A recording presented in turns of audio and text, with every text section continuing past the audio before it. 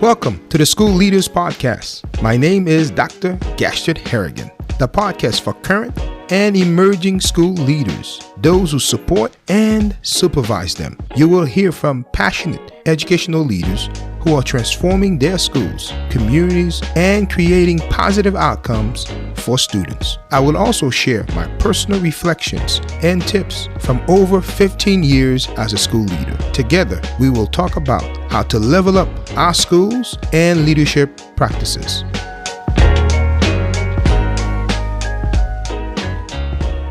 Today, I have one of my mentors on, I like to say the great Dr. William Valmyr, longtime friend, over 25 years, and mentor. So I'm honored to have you on the podcast. So to get started, just tell our listeners a little bit about yourself. Well, thank you, Dr. Harrigan. It is an honor to be with you this evening. As you mentioned, I am an educator, a mentor, I am a leader, a transformational leader. I am the CEO of Transformational Leadership, which is a consulting firm that is aiming to empower, train, coach, and mentor leaders in every sphere of influence. And so I have over 25 years of teaching and ministry experience. I am a father, a friend, a coach. So thank you for giving me the opportunity to share with your audience this evening. Absolutely. You said a whole lot about your leadership. You are definitely a coach, a leader. Just tell us a little bit before we even get deep into tonight. What are some of the, in coaching leaders in the past couple of years, especially coming out of the pandemic, what are some of the lessons you learned and how have you coached leaders to really make shifts and deal with the challenges that we are facing today? Absolutely. I mean, the pandemic presented us with two options. One, we either can just try to maintain the status quo, or we are willing to make innovative decisions to try new ways of doing things. And so it's so important for leaders to find ways to get out of the comfort zone. You can either settle or reinvent yourself. And so that's the challenge that many are facing today. Are they willing to do the same old things and expect the same result? Or are they willing to reinvent themselves and find principles and applications that will propel them to reach a level of success and effectiveness? Thank you for that. One of the things I pick up, you says we could either remain the same or make some shifts to improve. How do you think school leaders should, coming out of the pandemic, shift to really meet students' needs? Well, we have to ask questions. We have to really, transformational leaders will often discover that asking questions allows them to delve deeper and to gain clarity, because we have to be clear, because if we don't have a clear vision of where we are heading, that's simply because we don't know where we are and what is required for success to happen, to scale. So the power of the leader really resides in the leader being willing to say and ask questions. State what you don't know and ask questions. That's important, because as a school leader, often I learn most by asking questions, asking questions, why certain things doesn't work, why our data scores, or I know you're an educator also, why our math scores, reading score are flatline these past several years. Why is it that we are having issues at different spots in the school? So asking questions definitely will lead us to finding solutions and to solve whatever the problems that we are facing. You have written several books. I think I've read, if not most, if not all, most of them. Your latest book, The Vanguard Leader, Great Leaders Lead from the Front. Just share with us the main points or message, if you can summarize that, of that book, and what led you to write this book. Well, a lot of times we talk about leadership as if leadership is a position, as if leadership is a title. Leadership is a moving target. Leadership, it means that leaders are always moving forward, taking strides toward the next level. And so I praise and coin the vanguard leader because a vanguard is often described as someone in the forefront of a movement, an action. In the context of the military, this is often talked about, whereby the troops moving at the head of an army. And if we are going to move our organizations, our institutions, our organisms, we have to be at the front, in the front line. And people have to be willing to follow a leader who is moving. And a leader who is not moving is a parked car. So you don't follow a parked car. And so the vanguard leader, the term, the fact that we are the foremost in the front, leading the way in new developments or new ideas. Wow. And so in the book, I talked about there are 4 parts to the book: the search for the vanguard leader, the idea that leadership is leading up, leading upward. Leadership is leading down. That means that you have people that are over you, so you lead up. We'll talk about that a little bit later. And then you have people who are under you, you are leading down, and you must lead all around. So discover who you are. That's the search of the vanguard leader, for the vanguard leader. Secondly, you have to lead up. Challenge yourself to lead in such a way that you add value to those who are leading you, who are your supervisors, your mentors, your people that you look up to. How can you add value to them? You lead down means that you're making strategic investments on the people who are under you. And then lastly, you are leading all around. Thank So you those for are the that. 4 ideas. You're welcome. Thank you. So those are the 4 ideas. So, most of our listeners are either emerging leaders or new, or have a couple of years into their school leadership. So often, as either assistant principals or principals, we are leading a department, a school. As a vanguard leader, share with us what are some of the best traits that you've discovered through your research to leading downward, to impact your school, the staff, and the students. I mean, there's nothing more important than building relationships, right? And so when we talk about leadership, it's not positional, it's not title driven. It's the leader building relationship with followers to influence the followers, to influence the organization, to make sure that people have a rapport. Not only do they have a rapport with the leader, but they understand the vision. They understand where the leader is going. I like to put it this way, that every person in society is looking for a transformational leader. And, everyone is looking for that person who will have an impact, an influence in their lives. And we all have experienced the power of leadership. Leadership has the potential to make or break others. And so when we think of an educational institution, the leader of that institution is the captain of the ship. You are the commander of the army, the general of the army, and you command the direction of your organization. I hope that this helps. Absolutely. You are the captain of your ship, so you are leading as school leaders.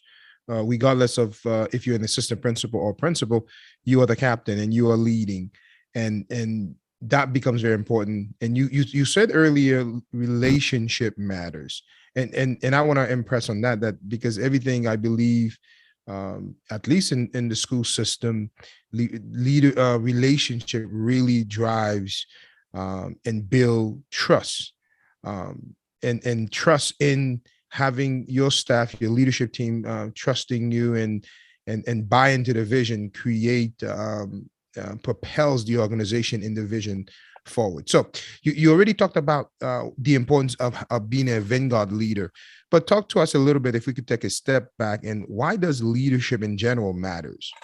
Well, leadership matters at every level.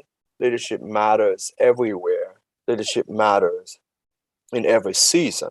And so I like to put it this way, because I'm convinced that leadership matters in four key areas of a person's life. In his or her life, it matters in their personal life. And of course, that affects their relationship. It matters in their moral life, how they relate to people and the actions that they take. And that sometimes, and most of the times, have some kind of spiritual foundation to it.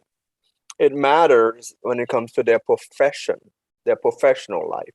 And then it matters in other areas that may not be cited. So leadership matters in your relationship, in your personal life, in your moral life, and in your professional life.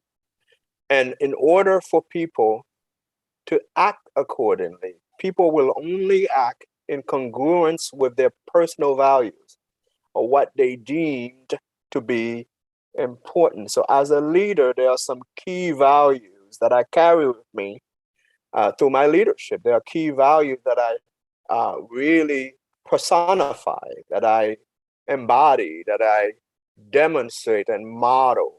And so as a leader, whatever I do matters, really, because I am an example, whether I like it or not.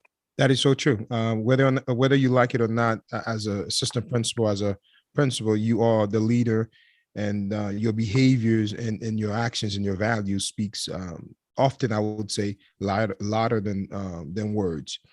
As we were saying earlier, these past 2 to maybe 3 years, coming out of the pandemic, the polarization of our schools and now inflation has been some of the most difficult, challenging times for school leaders.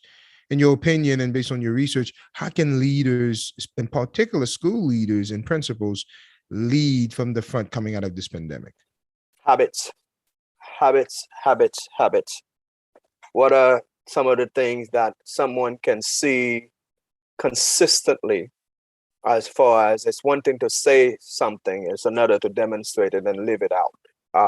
One of the best book that I ever read is the Atomic Habits by James Clear. And it talks about the subtitle. The subtitle states the following: an easy and proven way to build good habits and break bad ones.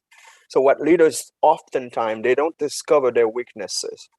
They don't discover they often try to operate in their strength and neglect their weaknesses. So one of the best ways to help people post-pandemic is to not only know your weaknesses and know your strength and leverage them consistently. Leverage them consistently, because tiny changes, as James Clear stated in the book, will create and develop and will result in remarkable things and achievement. It might not be a major change at your school or location. It might be a tiny change that brings the morale up, changes culture, and help people to become more productive. And you build your team and make your team stronger. And so habits are some of the things that we need to really pay attention to as leaders. If we're going to do well, not only should we have a strategic plan, not only should we have a vision, not only do we have to be missional, but we have to create habits, healthy habits. Wow, you said a lot there. Habits, culture, small changes can have a huge impact. And in fact, I want to unpack that a little bit, because I often say that culture eats strategies for breakfast. So the culture of your school, the culture of your department, or even the culture in your classroom, if you're an emerging leader, will have a significant impact on your teaching strategies. So talk to us in terms of, yes, the leader need to identify his or her habits as a school leader or emerging leader. And as it relates to culture, make the minor changes that they need to shift. So how does a leader go about identifying and working on those few minute changes or small changes around culture that can impact their school or department? Yeah, I mean, there's also a need to define the values, right, of the the school, the team, the values of the organization, the institution, because the values will define and promote well-being, and it will also, the values, they will also prevent harm from happening, because they are guidelines. Values are guidelines for our success, because our paradigm about what is acceptable in the organization. Remember, we're talking values, cultures, vision, mission, and change. Change doesn't happen, it takes time. And so as we demonstrate or allow the followers, people in the organization, to discover the values and learn the values, we can actually change their attitude and we can change their way of doing things. That's key. Values is critical. Knowing your values and communicating those values becomes very important. And oftentimes, I tell leaders that we also must learn to model those values, because oftentimes we want certain things. We want a certain culture. We want a certain we value something, but we don't model it. We don't. We do not showcase it, so that way people have a point of reference to go by. So I think it's very important that leaders model the behaviors, model the actions, the values that they see. I also think it's also important that leaders really share, communicate the values that they hold. And I think it's also important that one of the things I've done in my school is really as a department, or as a school, as a staff, have us talk about our values, so that way as a school we could develop core values that we all buy into and invest in. So you also, in your book, which really caught my attention, you have a huge, actually, if I'm not mistaken, a whole chapter on developing a strong personal growth plan.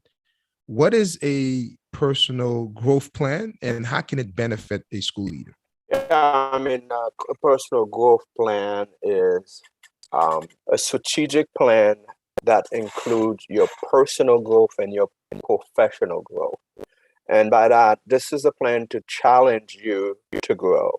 And, you really have to have specific areas that you want to grow in. One of them is your character. Your personal growth plan must include character growth. The other is, how do you leverage your weaknesses? In other words, a lot of people don't take the time to realize what their weaknesses are and how can they grow in that area of weakness if you don't know what it is. And obviously, what you want your personal growth plan to be something that you have others to hold you accountable. So you must have an opportunity to share that with a mentor or several mentors, supervisors, people that it's not just something that you have for evaluations, but it's something that you have for your personal and professional growth. See, if you're only growing professionally and you're not growing as a person, your relationship will be affected. Your relationship with colleagues, your relationship with family, your relationship with friends, because you're only growing in your professional setting, the competencies required for your job. But as a person, you're not growing. So that's what a personal growth plan will do for you, to include both. It might be one that has short-term goals as well as long-term goals. Through 2 years from now, this is what I hope to have. There are a number of books that I may have to read. There may be training, professional development training that I may have to go to. There may be the need to get counsel and advice consistently. You may have a list of people that you've shared your goal with. They will hold you accountable. And then you do the same for long term, 5, 10, 15 years down the line.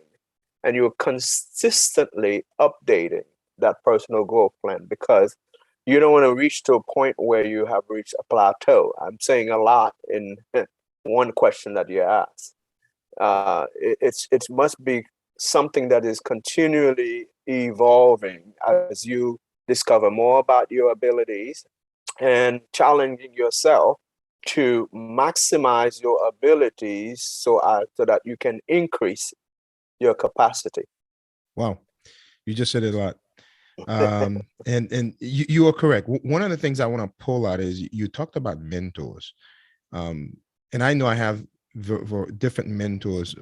Why do you think school leaders need mentors? We don't know everything.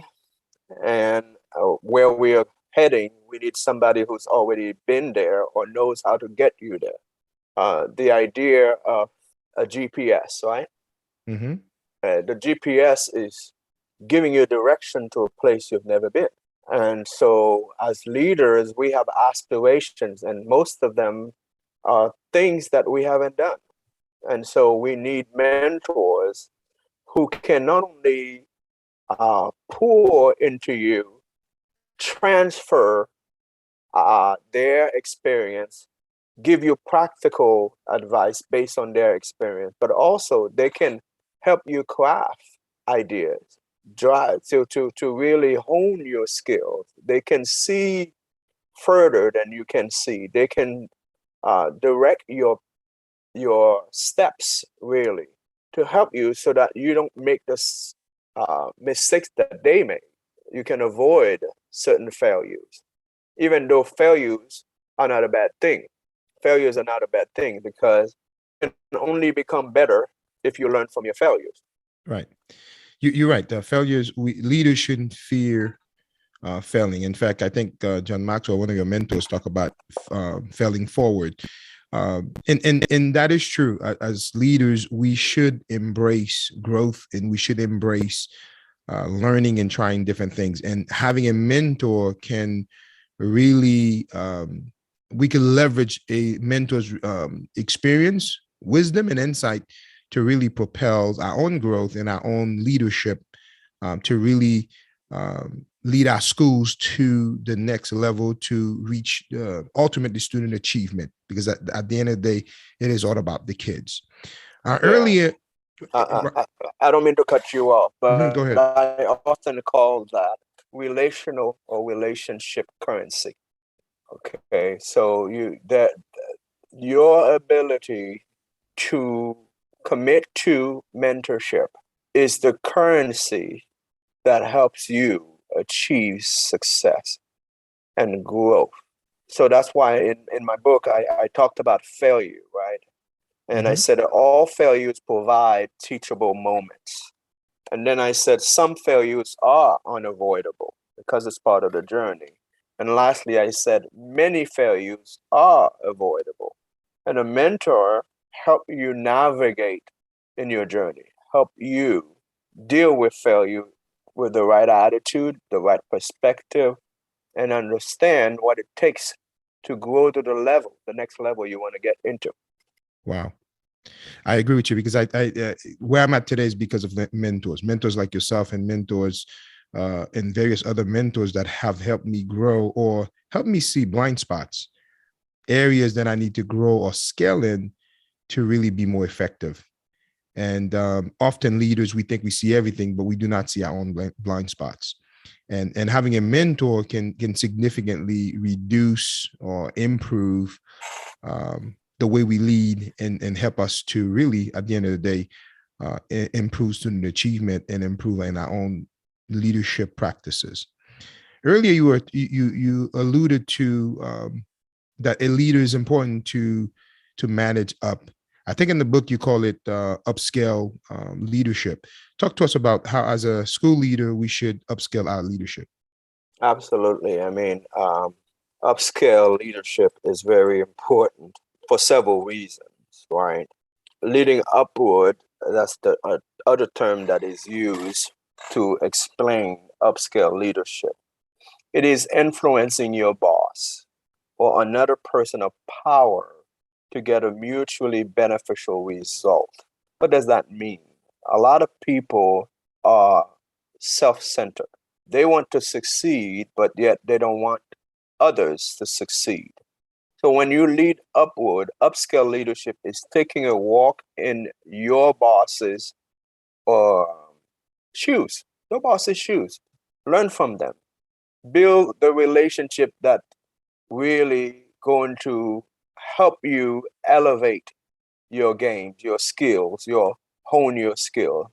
And even if it was Dana, who was Manier, who put it this way, even if your boss has some serious shortcomings, it's in your best interest. And it's your responsibility to make the relationship work. It's your responsibility to help your boss succeed. And then ask yourself certain questions. What's in it for your boss, not for you? What's in it for him or for her?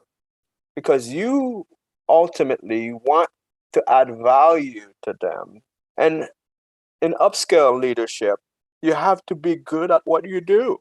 Can they depend on you? Can they trust you for more assignments?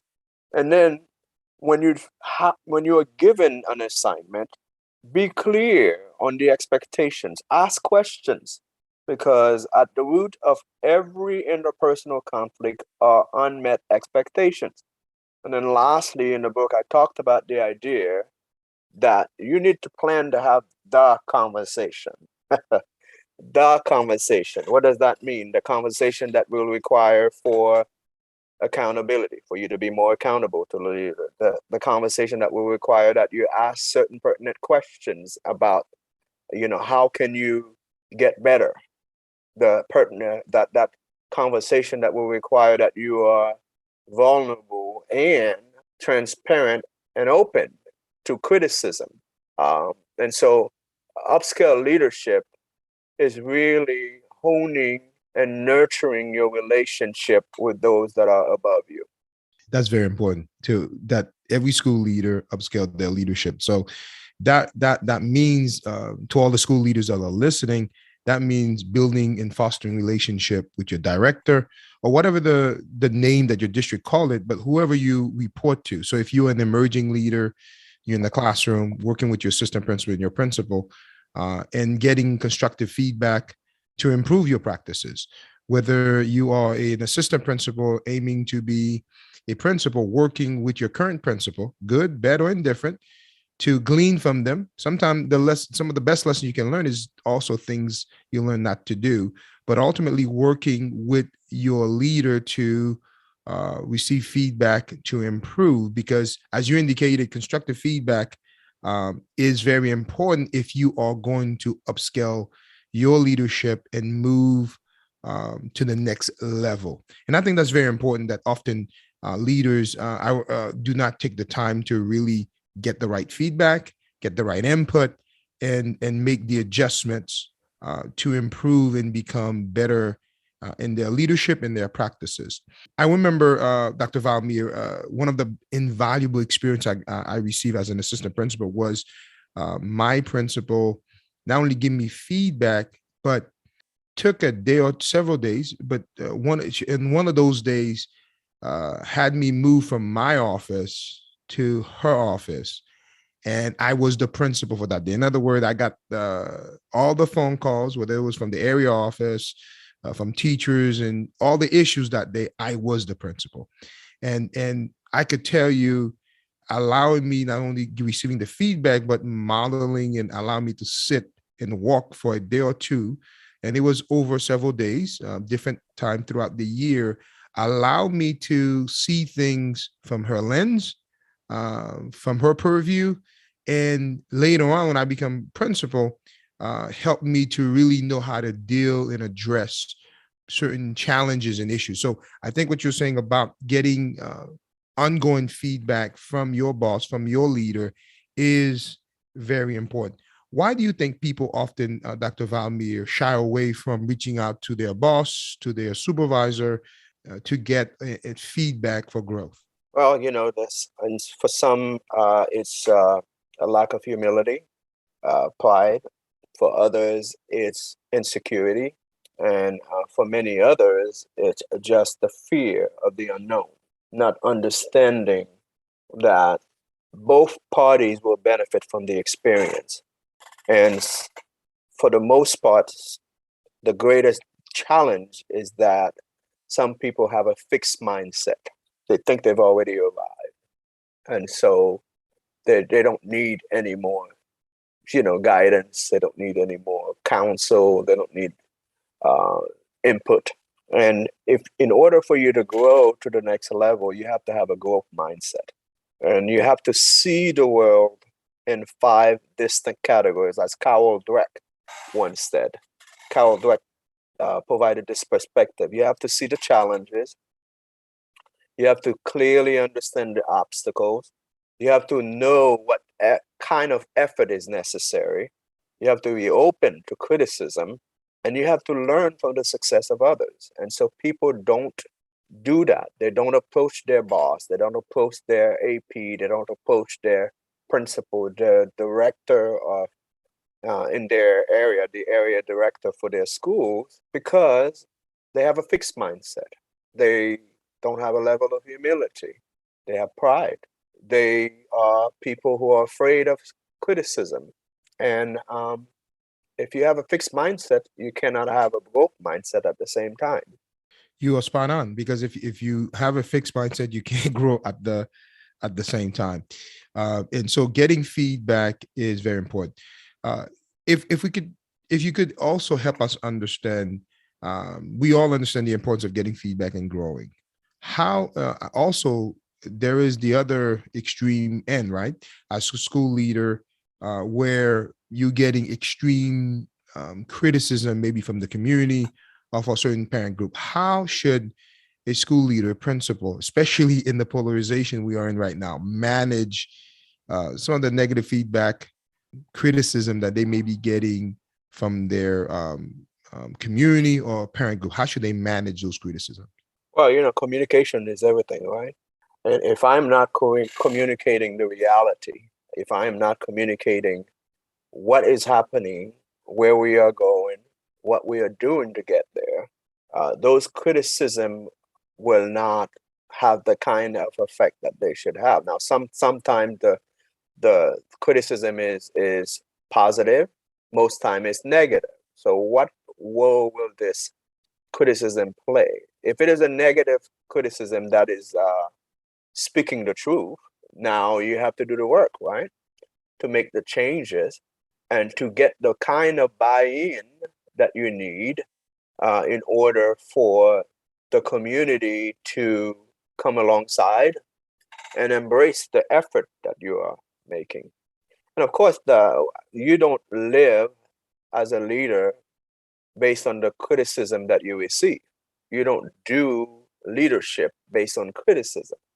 And so it's important to heighten your level of leadership awareness and equip yourself with what you need, and then look at the criticism, the cons and the pros, the positive as well as the negative.